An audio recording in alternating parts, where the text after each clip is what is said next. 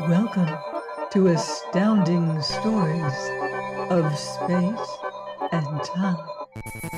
I'm Martell, and this week's story is A Matter of Ethics by Russ Winterbotham. The fly rod, the letter, and the small jar of paint were, in a sense, half of the problem Homer Hopkins had to solve.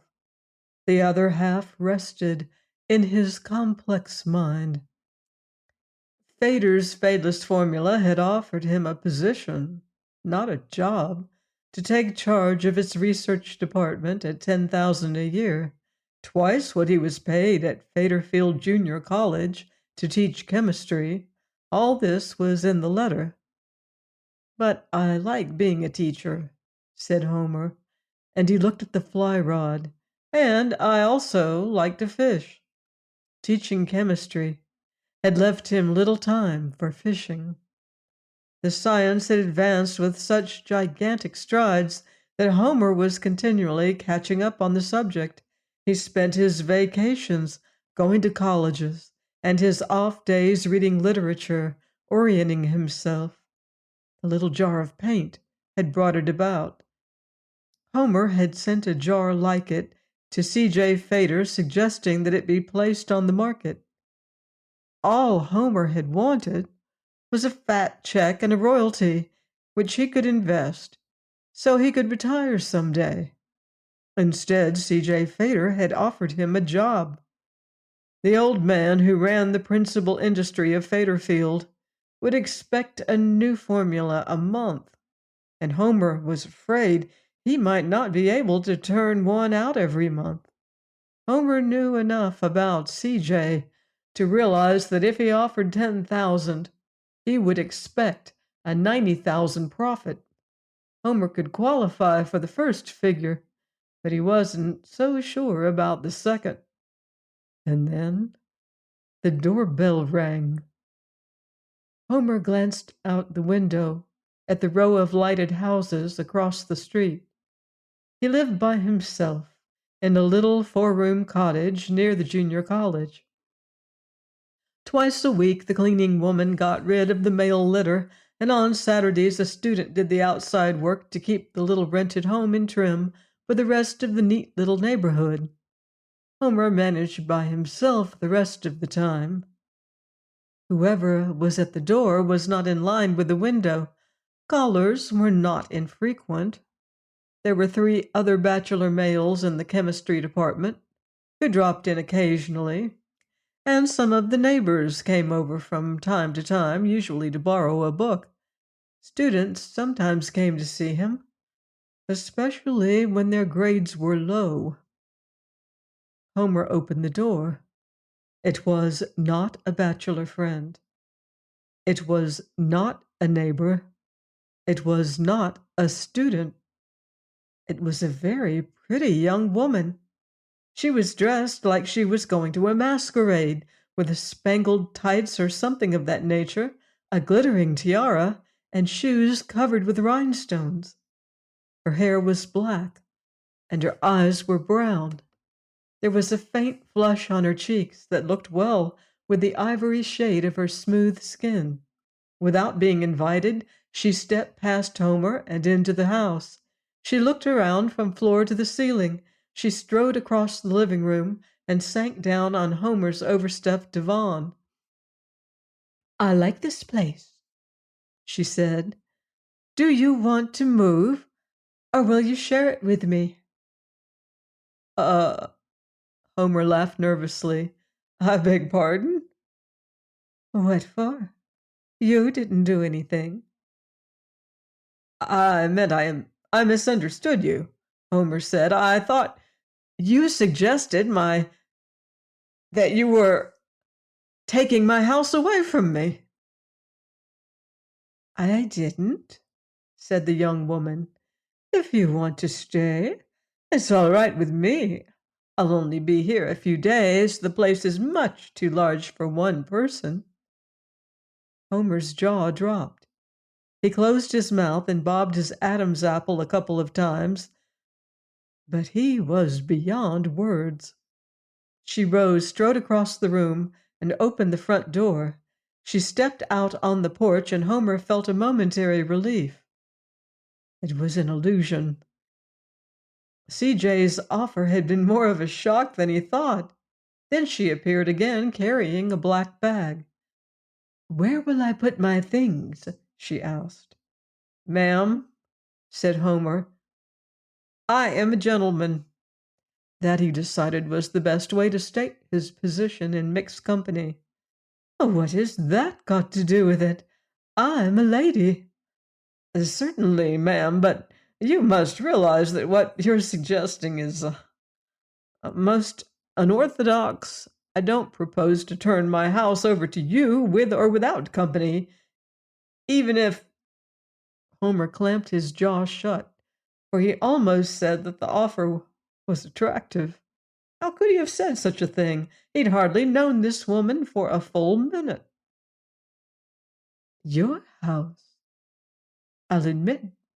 Your arms and legs are yours, and so, no doubt, is your hair, your teeth, your eyes, and your ears. But how can you say this house is yours?" Homer looked at the girl. She spoke perfect English, although now that he noticed, there was just a slight accent. She had something of an Italian grace, French fire, and the wholesome heartiness of Scandinavia in her, and yet she was different. "It is my private property," said Homer. "I'll admit I do not own it, but I rent it. I have a year's lease." "When I studied your customs and manners, I must have overlooked a few things," she said. "But I can't see how you can own a dwelling." Homer was horrified. Undoubtedly she was from behind the Iron Curtain. "This is America, ma'am," he said stiffly. "I thought this was the earth," she said. Again Homer's jaw dropped as if he had not heard correctly. "Do you mean that you are from some other place?" His voice supplied capitals. "I'm surely not of this planet," she said. "I'm Quayleth, of Planet 12, Star 10, Pleiades." Her smile was pleasant, too, Homer observed. "I learned your language by telepathy, but unfortunately I didn't go deeply into your economics and social customs." Homer decided she must have tuned in on Russia. Then he realized that English is not usually spoken there, so he assumed she had listened to some subversive somewhere. If she was from the Pleiades, more than likely she was a spy. "Do you think the revolution will come during our lifetime?" he asked. "There is a revolution every 24 hours on this planet," she smiled. "On my planet, the revolution is 26 hours, your hours." This was a joke, Homer decided, a student trick, and extremely in bad taste, especially since it entailed a girl to expose herself in such a costume. "I hope you didn't park your spaceship by a fire plug," he said sarcastically. "Fire? Plug? I missed that when I learned your language. Something electrical, no doubt, but if you mean my space shuttle, it is in a desolate area south of here." She pointed in the direction of the Cambridge Manor Country Club. "We know that spaceships have a disturbing effect on primitive races, such as yours." In spite of Homer's determination not to believe this girl, he felt an admiration in the way she played her role. He wondered if there really was a spaceship on the golf course. It would certainly have a disturbing effect on the early morning golfers. Good heavens! C.J. Fader belonged to Cambridge Manor. "Miss Quayleth," Homer said, "your being here presents problems. Whether or not you are from the Pleiades, You must understand that this isn't the proper thing to do." Homer glanced toward the window and quickly moved over to the Venetian blinds, which he turned downward just in case one of the neighbors looked in. "I must sit down and think a moment. Then we'll decide what must be done." "I know what I'm going to do," said Quayleth. "So you decide what you're going to do." Homer had a bottle of bourbon in his kitchen cabinet. The Board of Trustees of Faderfield Junior College frowned on faculty drinking of any sort, and of course alcoholic beverages were forbidden on the campus under strictest penalties: expulsion for a student, dismissal for an instructor. But Homer was extremely moderate, and there were times when he felt that whiskey had a respectable place in the scheme of things. He poured himself a drink after offering one to Miss Quayleth. She declined. "I must be careful what I eat and drink on strange planets," she said. "A wise forethought," Homer said with a nod. He mixed the whiskey with tap water, dropped in an ice cube, and began sipping it as he sat in a straight-backed chair opposite her. "Now," he began, "I won't question anything you've said. It doesn't matter, really, whether you were born in Faderfield, the next county, or a planet 200 light years distant. There's one fact we can't deny. You are a woman, right?" "You are perceptive, sir." "My name's Homer," he said. He smiled, and she smiled back. Homer finished his drink and put aside the glass. "I'm a man." "That I had already perceived." "Do men and women occupy the same lodgings on planet 12?" "Certainly, and so do they here.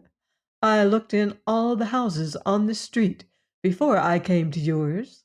I picked your house because you were alone."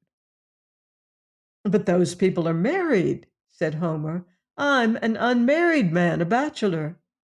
"Are you a social outcast? An exile?" Quayleth asked. "No, I have not chosen a mate. As yet." He didn't want her to think he was opposed to the idea. "On Earth it's not customary for an unmarried couple." "Oh," said Quayleth, "that old thing." Homer felt a little indignant. "It isn't to be ignored." "Far be it from me to upset the earth," she said. "I just dropped in for a brief time to complete our museum catalog of your system. We're not complete on the earth, you see, and your little village seemed to have pretty fair representation of human society, except a lack of primitive tribes. Now I'm not so sure it is anything but primitive." "We're civilized," said Homer. "Highly civilized. We have a certain moral code, and your being with me jeopardizes my position in respect to that code." He paused. "If anyone saw you here, I'd be disgraced. I couldn't face my fellow citizens." He added mentally that he also wouldn't get that job with Fader's fadeless formulae, even if he wanted it. "Is that why you closed the blinds?" Homer nodded. "It would seem to me to be worse if people knew I was here and didn't see us," she said. "But I'm new to your planet, and I still have a problem. Where will I stay?" Homer thought quickly. "There's a rooming house where some of the lady teachers stay." He paused, looked at her spangled costume, and shook his head. But your clothes wouldn't be understood. They'd think you were a burlesque queen." "A burlesque queen?" "Another thing you'd never understand," said Homer. "If I could find the proper clothes, I could say you were a cousin from Des Moines." "What is a cousin from Des Moines?" Homer shook his head. "You'd give away the show." "Why don't you say I'm from another planet. No one would believe it. In fact, I'm not sure I believe it myself. If Earthlings won't believe the truth, why not let me stay here? No one would believe I did." "You don't understand," Homer groaned. "There's such a thing as custom, moral law, ethics, social behavior. There are ways a person can act because to act otherwise is not the thing to do. Certain things cannot be done, and people are quick to suspect that they are being done sometimes when they're not being done. Am I clear?" "No," said Quaylith, "but on Earth file in our museum, it's going to be a large one." Suddenly the phone rang. Homer jumped and knocked his empty glass to the floor. Quickly he rose and lifted the phone. "This is Fader, Hopkins," came a voice over the wire. "About my letter." "Oh, yes, CJ, it came today." "This is a big thing, my boy." "I know it is, CJ. I want to get started on it immediately."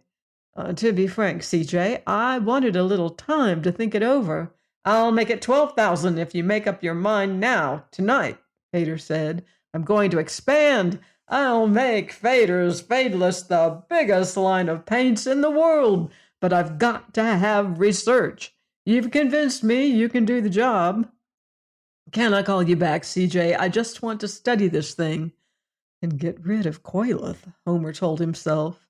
"No, I'm coming over to talk to you." There was a click in the receiver, and Homer held a silent phone. "A funny instrument," said Quaylith. "It'll never take the place of telepathy." Homer put the phone back in its cradle and picked up the empty liquor glass. He took it to the kitchen. It wasn't the first thing he had to do, but CJ might not approve, so Homer had to get it out of sight. He closed the kitchen cabinet door so the whiskey was out of sight. Then he went to the living room and saw that Quaylith was unpacking her bag. Homer could see the spangles of garments like the ones she wore. She was setting out small boxes, which looked a great deal like boxes of things that women always carry, perfume, cosmetics, and so on.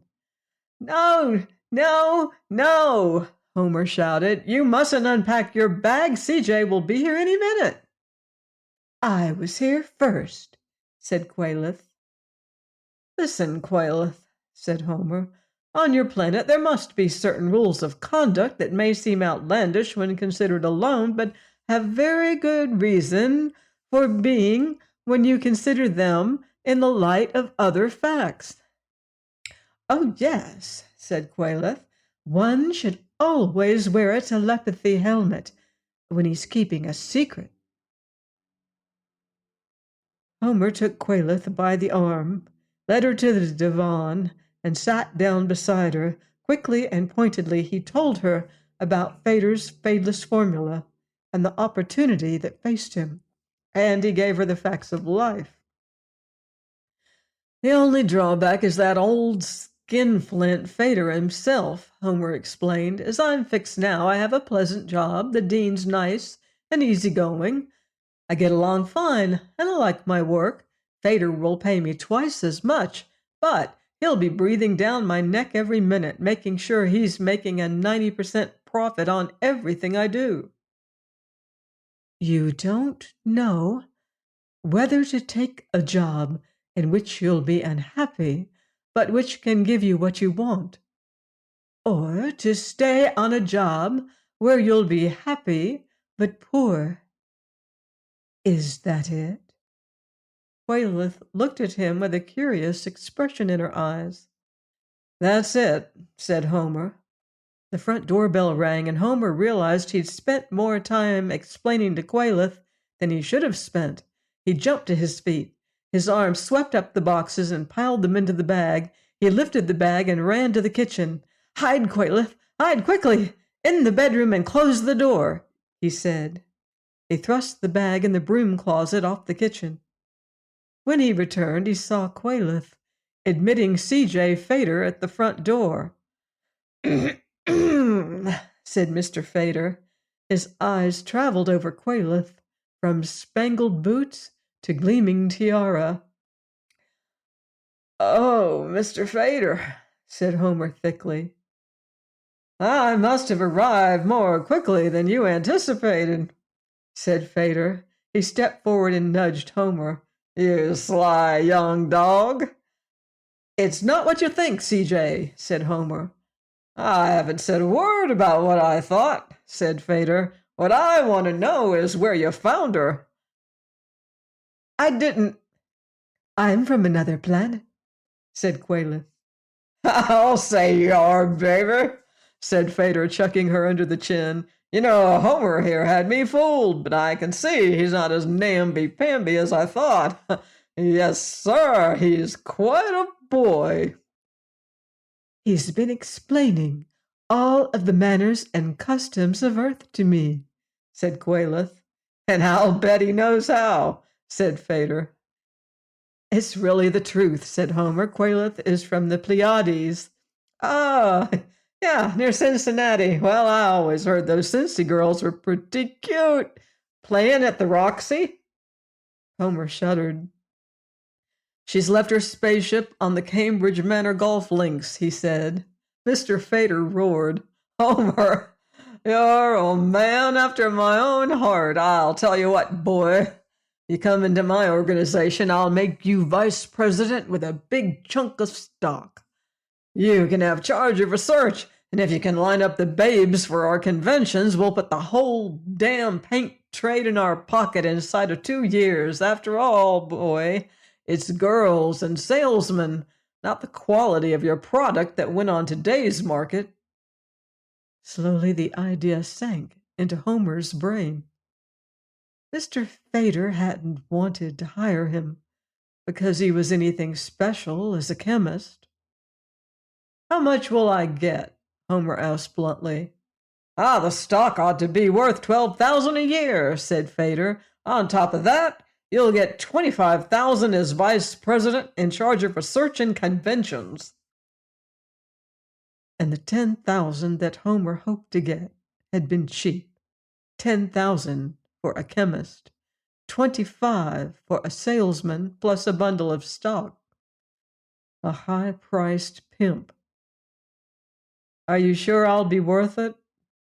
"Don't talk like a nincompoop, boy. We're in." He turned to Quayleth. "Got any friends, Hunter?" Quayleth's eyes seemed to gleam. Fader's hand straightened with a jerk. He stood stiffly. "He's hypnotized," said Quayleth. "We can talk, and he won't hear or remember what we say." "There's not much to be said," said Homer. "You don't want the job?" "With this lecherous old tomcat?" Quayleth smiled. "You are puritanical," she said. "You're stuffy and naive and innocent. But I like you." "I'm probably crazy, too," said Homer. Quayleth shook her head. "No, you're unhappy. You don't like being a teacher either, do you?" "Of course I do." Homer spoke with too much emphasis. "It's a pleasant life." "But you've seen broken old men teaching, men who had brains and who didn't have a cent in their savings account.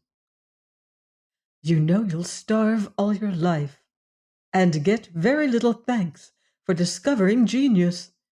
You know, and you want to get away from it. That's why you even considered going with Fader in the first place. If you'd been really contented, you'd have turned him down right off." Homer realized she spoke the truth.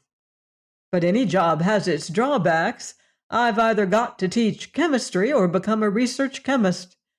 From what I've seen, Fader and Faderfield Junior College are my only choices. And chemistry is all I know." "You know about ethics and customs of your planet. You know what people are supposed to do and rarely do." "It doesn't make a living for me." "Not on Earth. But on Planet 12, you'd be an authority on the planet Earth. The only authority, because you know all about the Earth's unkept laws of social conduct, and you're one of the few that ever kept those laws. One thing held Homer back. Is your planet really communistic? Don't you have private property? Do you own this house? Well, I rent it, but some people do own their houses. Are you sure? Well, they have mortgages and taxes and so on. Actually, very few people own what they think they have, excepting their bodies. But men move in with women, and women move in with men. This thing you call marriage corresponds with a custom we have, said Quayleth. I was going to marry you. I don't know you, and you don't know me. How do you think I found you without telepathy? And you've seen me now. Is there anything wrong about me that nothing, Homer said fervently. He thought of people who had courted many years and still didn't know each other. Then he glanced down at Fader, still staring hypnotically. What a tale he's going to spread about town tomorrow, Homer said. He won't believe it, said Quayleth. I'll be gone, said Homer. Then we'd better get going. You can work on the Earth file on the trip to the Pleiades. Says you, said Homer. He got her bag from the broom closet, and as an afterthought, he picked up his rod and tackle. Maybe he'd get some fishing done on Planet 12, among other things.